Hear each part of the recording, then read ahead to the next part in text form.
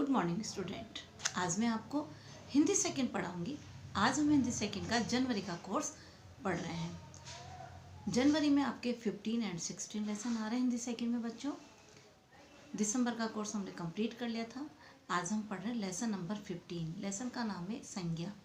बच्चों open your book, Hindi second lesson number 15। सबसे पहले मैं आपको संज्ञा पढ़ाने से पहले संज्ञा की परिभाषा बताऊंगी। संज्ञा हम जो फर्स्ट क्लास से पढ़ते आ रहे हैं, किसी व्यक्ति, वस्तु, स्थान, जाति और भाव के नाम को संज्ञा कहते हैं। देखो संज्ञा में बोला किसी व्यक्ति, वस्तु, स्थान, भाव और जाति के नाम को क्या कहते हैं बच्चों? संज्ञा कहते हैं। तो अब एग्जाम्पल के माध्यम से मैं आपको संज्ञा पढ़ाऊंगी। जैसे रमेश संतरे लाया, आपके एग्जाम्पल दे रखा है। स्टार्टिंग का फर्स्ट देखो का वाला रमेश संतरे लाया। अब रमेश किसका नाम है? व्यक्ति का नाम है। तो ये क्या हो गया? संज्ञा हो गया। इस आम में मिठास है। अब देखो आम, आम क्या हो गया? संज्ञा हो गया। और यहाँ मिठास जो है वो कौन सा है? भाववाचक संज्ञा है। मुंबई एक महानगर है, इसमें संज्ञा निकालेंगे तो बोलेंगे मुंबई।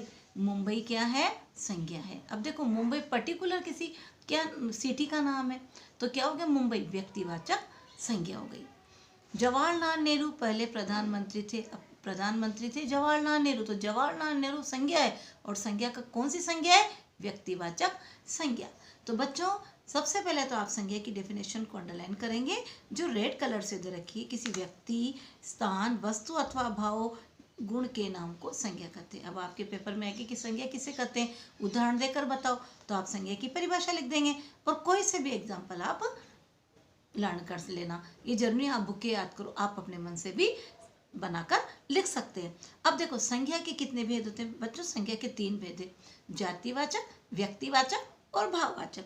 सबसे पहले हम पढ़ेंगे व्यक्तिवाचक संज्ञा। देखो नाम से ही पता है व्यक्तिवाचक, जिस शब्द से किसी विशेष, क्या आ रहा है इसके अंदर? किसी विशेष, विशेष का मतलब निश्चित, व्यक्ति, वस्तु अथवा स्थान का बोध हो, उसे कहेंगे व्यक्तिवाचक संज्ञा। जिस शब्द से किसी विशेष यानी निश्चित व्यक्ति, वस्तु, स्थान का बोध होता है, वो कौन सी संज्ञा होगी बच्चों? व्यक्तिवाचक संज्ञा। अब जैसे एग्जांपल है ताजमहल आगरा में। अब यहाँ पर ताजमहल जो है वो कौन सी संज्ञा हो गया? व्यक्तिवाचक संज्ञा। गीता रामायण पढ़ती है, गीता व्यक्तिवाचक। सीता पढ़ती है, सीता भी व्यक्तिवाचक। रमेश विद्यालय जाता है, रमेश भी क्या है बच्चों? व्यक्तिवाचक, क्योंकि व्यक्ति का नाम है ना। डॉक्टर मनमोहन सिंह हमारे प्रधानमंत्री थे, पहले थे ना, है लिखा हुआ है इसने उस टाइम की बुक है, तो डॉक्टर मनमोहन सिंह। अब देखो ये विशेष व्यक्ति का, स्थान का, इनका बोध करा रहा है ना। निश्चित व्यक्ति, वस्तु, स्थान का जो बोध कराते हैं वो क्या होंगे? वो शब्द जो निश्चित व्यक्ति, वस्तु, स्थान का बोध कराते हैं वो होगा व्यक्तिवाचक संज्ञा। तो संज्ञा का पहला टाइप हमने पढ़ा व्यक्तिवाचक संज्ञा। ये जो परिभाषा दे रखी ना बच्चों, जिस शब्द से किसी विशेष व्यक्ति, वस्तु अथवा स्थान का बोध हो, उसे हम क्या कहेंगे बच्चों? व्यक्तिवाचक संज्ञा। तो पहले मैंने आपको संज्ञा पढ़ाई, संज्ञा किसे कहते हैं उसके एग्जाम्पल बताया। संज्ञा का पहला टाइप पढ़ाया, व्यक्तिवाचक संज्ञा किसे कहते हैं। व्यक्तिवाचक संज्ञा याद करने के लिए आपको जिन शब्दों से, जिस शब्द से किसी विशेष, विशेष शब्द ध्यान रखना या निश्चित शब्द ध्यान रखना, निश्चित व्यक्ति, वस्तु, स्थान का बोध हो, वो व्यक्तिवाचक संज्ञा। टर्न योर पेज बच्चों, पेज नंबर 80।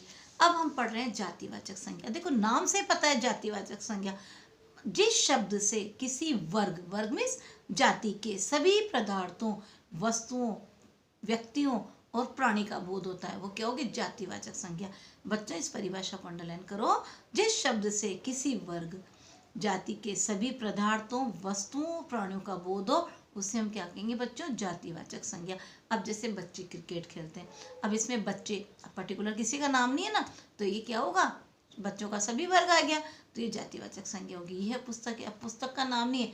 यह था कि रामायण हिंदुओं की धार्मिक पुस्तक है, तो रामायण जो अगर ये ऐसा था ना, तो ये कौन सा था? व्यक्तिवाचक। लेकिन यहाँ पर आ गया वह पुस्तक है, पुस्तक का नाम नहीं है, पुस्तक कोई सी भी हो सकती है, तो इसके अंदर क्या आएगा? वर्ग का बोध कर रहा है, तो ये हो गया जातिवाचक संज्ञा। शेर जंगल का राजा है। अब क्या है इसके अंदर? शेर जंगल का राजा है। अब यहाँ पर जो है शेर कहाँ का राजा है? जंगल का राजा है। तो शेर, जंगल और राजा, ये तीनों जो शब्द हैं ये जो है किसका बोध करा रहे? वर्ग का बोध करा रहे, पर्टिकुलर किसी व्यक्ति उसका बोध नहीं करा रहे। तो ये क्या हो गया बच्चों? जातिवाचक संज्ञा। कक्षा में अध्यापक पढ़ाता है। अब कक्षा है, कौन सी कक्षा है ये भी पता नहीं, अध्यापक किसका है वो भी पता नहीं है, कौन से सब्जेक्ट का है। तो ये क्या हो गया बच्चों, कक्षा और अध्यापक क्या हो गया बच्चों, जातिवाचक संज्ञा। ऐसे मंदिर में पूजा होती है और मस्जिद में अजान। अब मंदिर किसका है ये भी पता नहीं है, और इसमें मस्जिद है किसी विशेष के लिए नहीं है बल्कि संपूर्ण वर्ग के लिए आ रहा है। तो यहाँ पर देखो मंदिर और मस्जिद ये दोनों वर्ग का बोध करा ना, विशेष के लिए नहीं आ रहा, पर्टिकुलर किसी विशेष के नहीं आ रहा, बल्कि उस वर्ग के सभी जो है क्या करा रहे हैं, स्थानों का बोध करा रहे हैं। तो ये हो गया हमारा जातिवाचक संज्ञा। तो बच्चों व्यक्तिवाचक संज्ञा और जातिवाचक संज्ञा दोनों मैंने आपको पढ़ाई। नेक्स्ट क्लास में हम भाववाचक संज्ञा पढ़ेंगे। उसके अलावा देखो अंग्रेजी में जो इंग्लिश पढ़ते हो तो उसमें दो संज्ञा होती है, एक तो कलेक्टिव नाउन, एक मटेरियल नाउन। तो हम सामुदायिक वाचक संज्ञा और द्रव्यवाचक संज्ञा भी इसके अंदर पढ़ेंगे। Thank you.